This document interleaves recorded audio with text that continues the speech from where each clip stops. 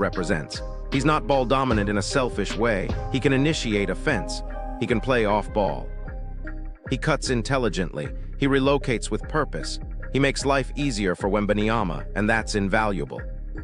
Because when your superstar doesn't have to create every advantage alone, efficiency explodes. He's built for playoff basketball. Some players shine in open floor chaos. Others thrive when the game slows down. Castle's game screams postseason. Physical, controlled, two-way, reliable.